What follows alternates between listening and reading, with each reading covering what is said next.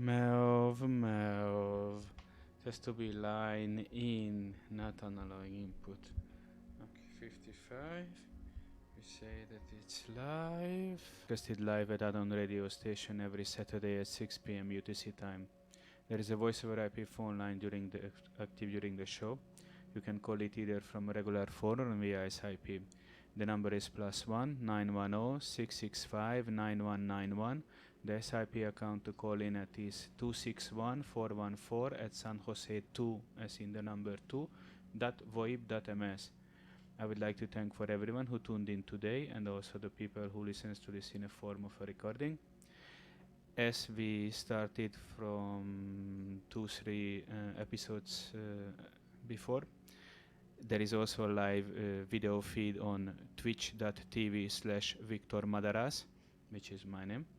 So some people, as I saw, they are following this show there with the video and webcam and every bits and pieces, while the rest of the guys who wants to listen to this as a form of a radio broadcast, you can just use it as before, going to unknownradio.net/listen and use the web player or use the link in the more description through VLC or whatever your choice.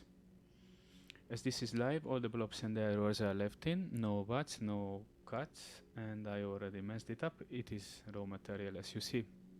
Today's topic is distributed systems and distributed computing, and I promise that by the end of the show it will all make sense why I chose this topic.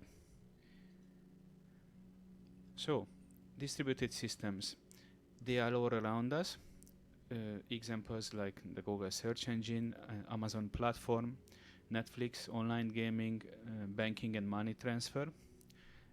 They are everywhere. We just never think about it.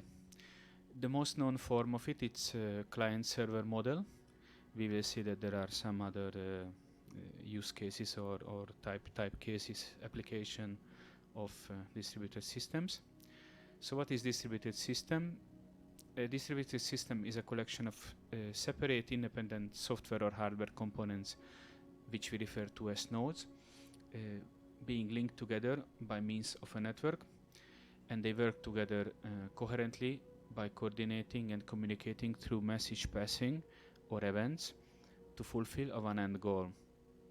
The nodes of the system can be unstructured or highly structured, depending on the requirements. However, its complexity is hidden from the end user or computer and appears as a single system or computer. There is even a more simple explanation what is distributed systems. A bunch of independent computers which work together to solve a problem or serve a common goal or purpose. What characteristics a distributed system have? One of them is no shared clock, which means that each computer, each node in which forms part of a distributed system has its own internal clock to supply the value of the current time to its local processes. There is no such thing as shared memory.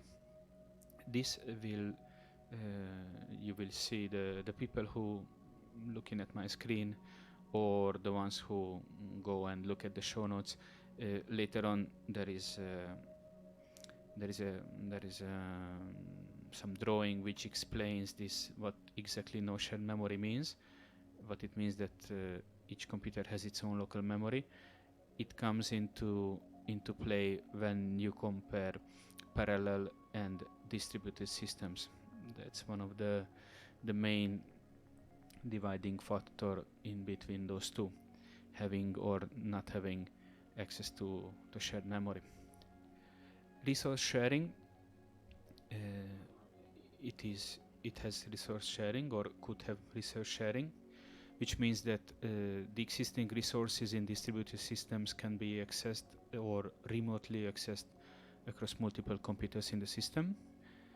Computers in distributed systems shares resources like hardware, like disks or printers, could share software, files, windows, and data objects, and data in itself. Hardware resources are shared for reduction in cost and convenience. Data is shared for consistency and exchange of information.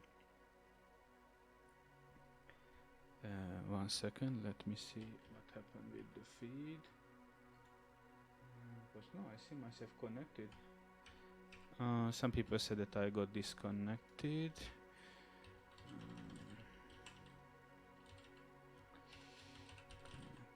In these days there were problems with the Anon radio station, so there were connections dropping in and out, though I still see myself being connected, and the Twitch stream is still going. So another thing is concurrency. Concurrency is a property of a system representing the fact that multiple activities are executed at the same time. The concurrent execution of activities takes place in different components running on multiple machines as part of a distributed system. In addition, these activities may perform some kind of interactions among them. Concurrency reduces the latency and increases the throughput of the distributed system. Fault tolerance and also some form of high availability. In a distributed system, hardware, software, network, anything can fail. The system must be designed in such a way that it is available all the time even after something has failed. Scalability. Scalability is mainly concerned about how the distributed system handles the growth as the number of users for the system increases. Mostly we scale the distributed system by adding more computers in the network. Components should not need to be changed when we scale the system. Components should be designed in such a way that it's scalable. Heterogeneity and loose coupling. In distributed systems, components can have variety and differences in networks, computer hardware, operating systems, programming language, and implementations by different developers. Transparency. Distributed systems should be perceived by users and applications programmers as a whole rather than as a collection of cooperating components. Transparency can be of various types like access, location, concurrency, replication, and so on. So let's look at that difference I mentioned regarding no shared memory. It comes in play when you compare parallel and distributed computing one to another. Distributed systems are groups of network computers which share a common goal for their work. The terms concurrent computing, parallel computing, and distributed computing have a lot of overlap, and no clear distinction exists between them. The same system may be characterized both as parallel and distributed. The processors in a typical distributed system run concurrently in parallel. Parallel computing may be seen as particularly tightly coupled form of distributed computing, and distributed computing may be seen as loosely coupled form of parallel computing. Nevertheless, it is possible to roughly classify concurrent systems as parallel or distributed using the following criteria. In parallel computing, all processors may have access to a shared memory to exchange information between processors. In distributed computing, each processor has its own private memory. Information is exchanged by passing messages between the processors. And here comes in the show notes those drawings or examples which shows on example A and B drawn out a distributed system in a very simple way, where each node or processor has access to its own local memory. There is no shared memory in between.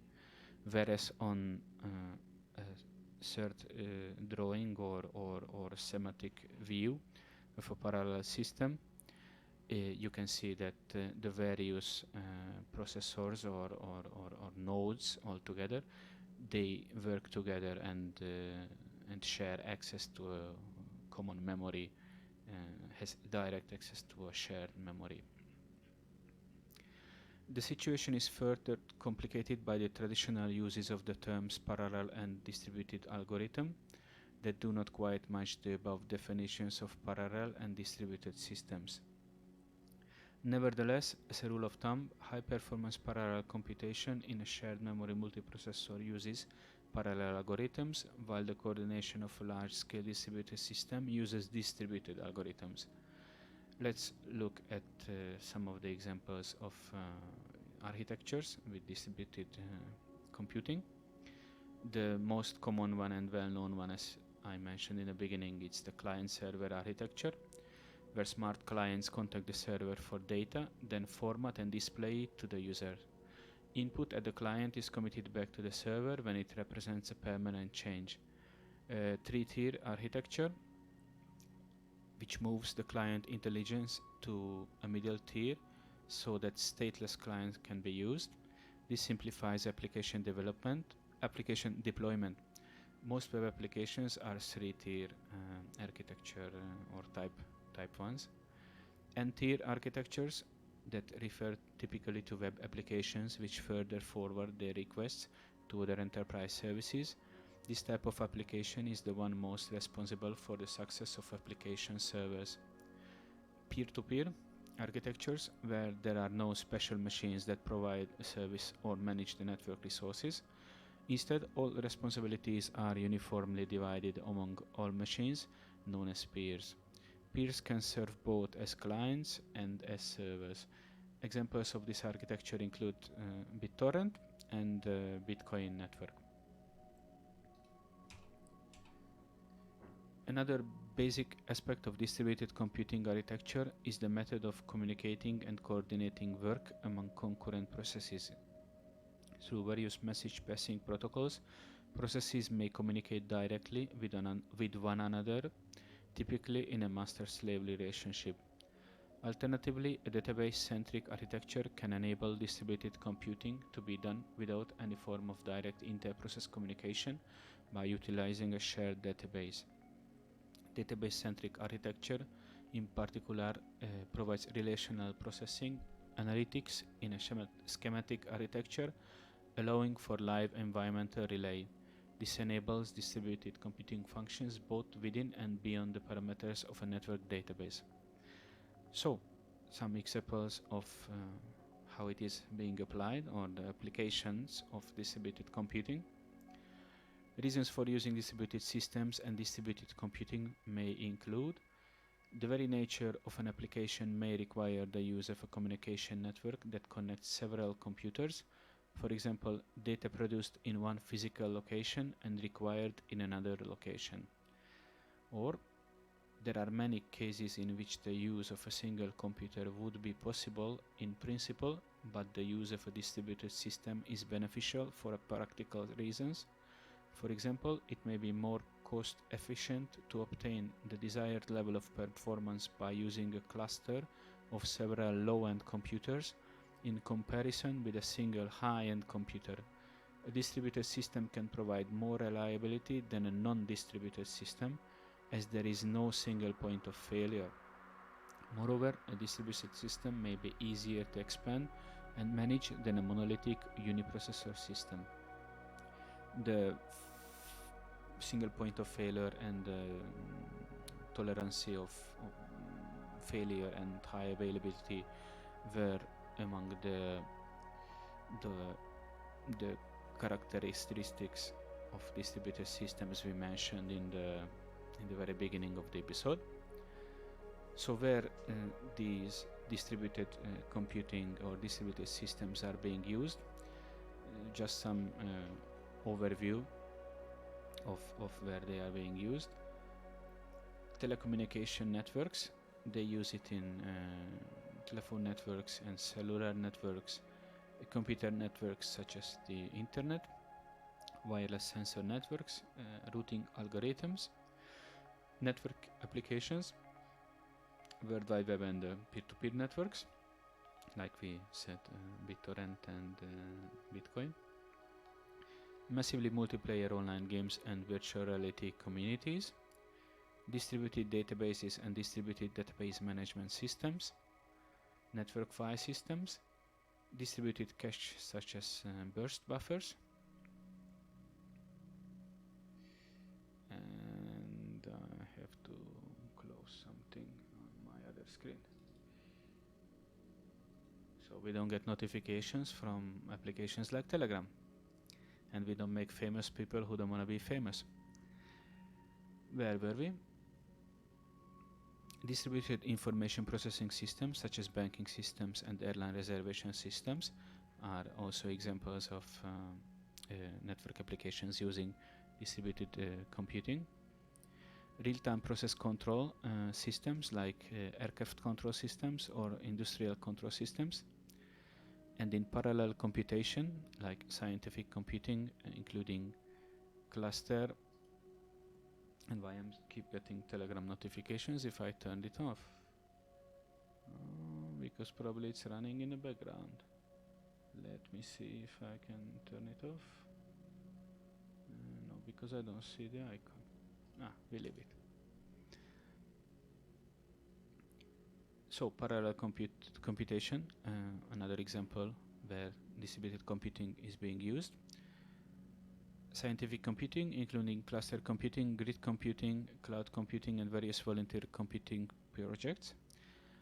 One of which of volunteer computing projects we will have a look very shortly, and pretty much that's the whole reason why I chose to talk about distributed computing and distributed systems, so I could mention that project and talk about it.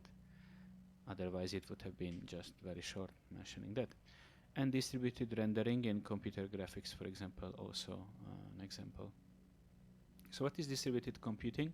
It's a field of computer science that studies distributed systems. It is way more complex than how I just described, and there are people doing their thesis and doctorate on this thing. So if you're interested, you can read more about it. It can get even more complex and interesting, to be honest. It's not as simple as I might made it look. It's more complicated in the end. So distributed computing also refers to the use of distributed systems to solve computational problems. In distributed computing, a problem is divided into many tasks, each of which is solved by one or more computers, which communicate with each other via message passing. So the volunteer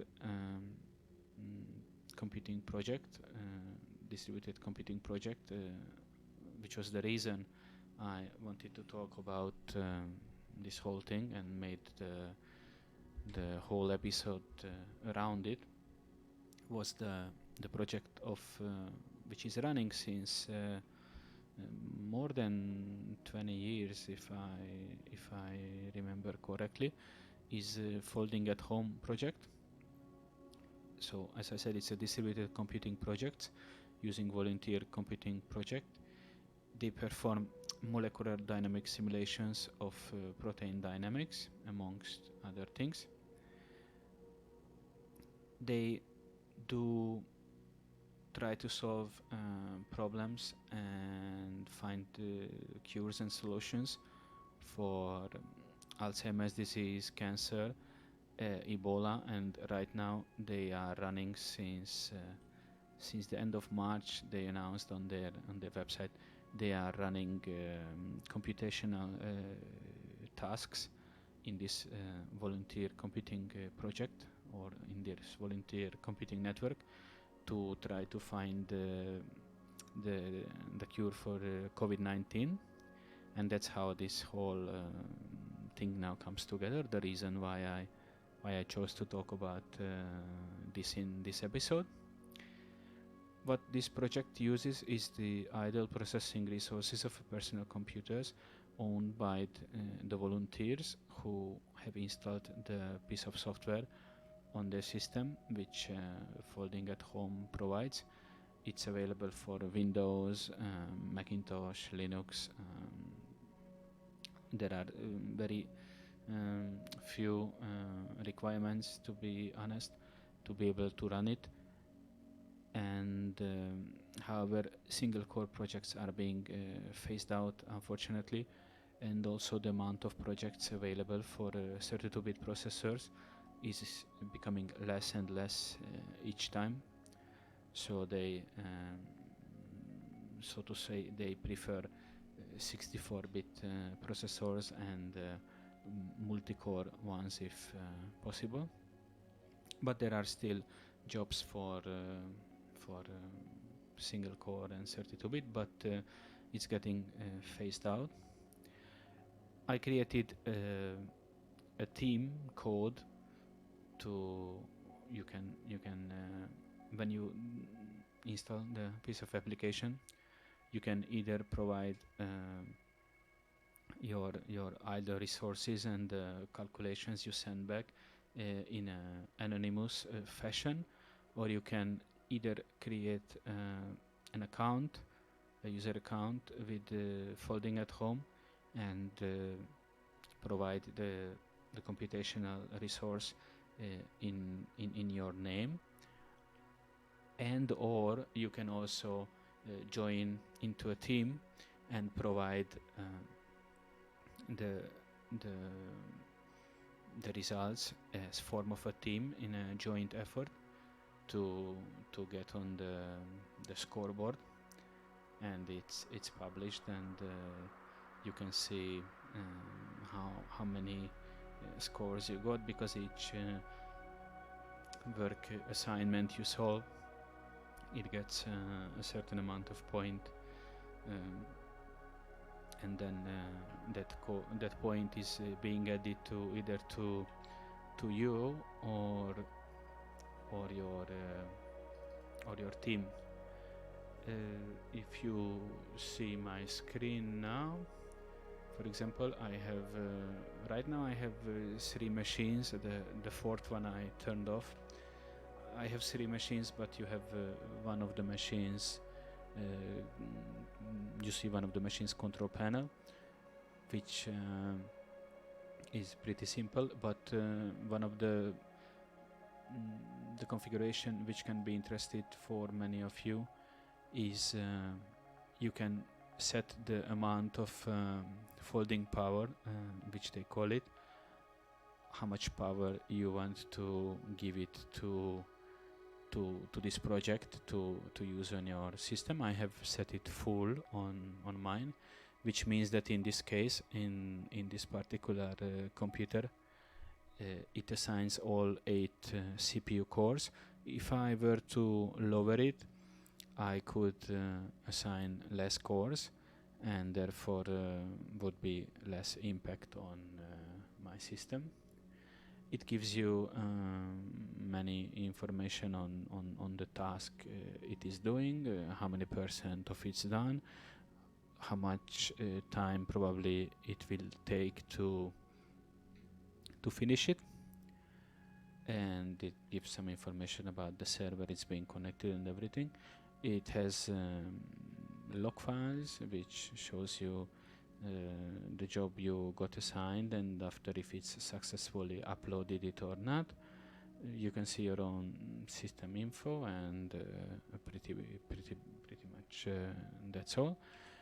I also saw that, for example, on the client for the Macintosh, you can see it in the show notes. On the client on the Macintosh, there is also a way to select if you only want it to run work assignments on your machine when you are being idle, or you let it to run work assignments also when you are using actively the computer.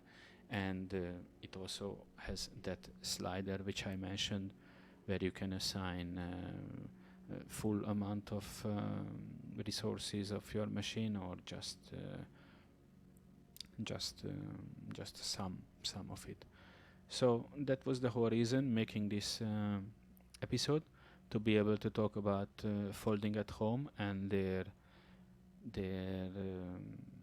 their project they are running now, that they are trying to find a cure for COVID-19. So I think it's a good idea to download their their software and let it use your computer's idle time, or just have it run on a light or medium setting. Actually, right now on this computer where I'm hosting, broadcasting right now, I have it running with full setting, and it's not causing me much problem, as you see. And if you want, you can join to the team code 258277. You find it in the show notes as well, and you can join the server room shows effort to try to find this cure for COVID-19. And the sooner they have a cure for it, even if with our help, the sooner this will be over, and our life can go back to normal. Pretty much this was all the amount of politics, if you can mention this as being political, which I'm ever gonna mention. As I said in the very beginning, I think in episode 0, that which was just like a tryout, that I'm not willing to talk about politics. But it's good, because in the end, as you see, I made a whole episode out of such a simple thing I wanted to mention, but I decided to go behind and talk about the technology behind it. And then from behind to the front, I got to my main message I wanted to provide here. And yes, to be honest, I mean, we are closed in, so if nothing else, I think that's for us IT people, for us this is the easiest to provide some of our effort in a fashionable way, in an IT fashion way, without breaking a sweat, because anyway our computers are on and we are using them, and as we discussed it in, I think it was in the episode of virtualization, we hardly take them to their limits. So I'm sure that we all have many unused resources or cycles or cores sitting there on idle, which we could really donate to causes like folding at home.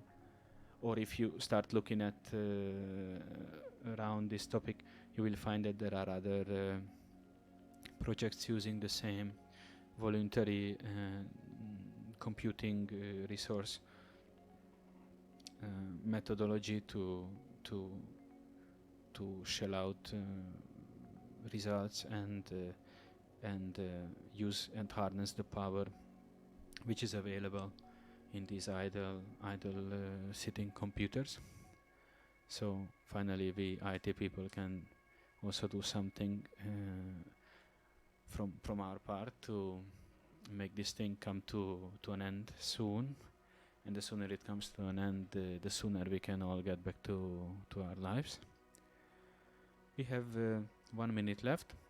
As I mentioned previously, in the show notes you can find the contact information, and also information about where to get both the video links to download if you didn't watch this on twitch.tv/viktormadarasz, and if you were not able to listen on anonradio.net, you can also find the link where to download the podcast version, as always in the form of an FLAC lossless audio. So thank you everyone for listening, and see you all next Saturday 6 p.m. UTC time. Thank you very much, and take care.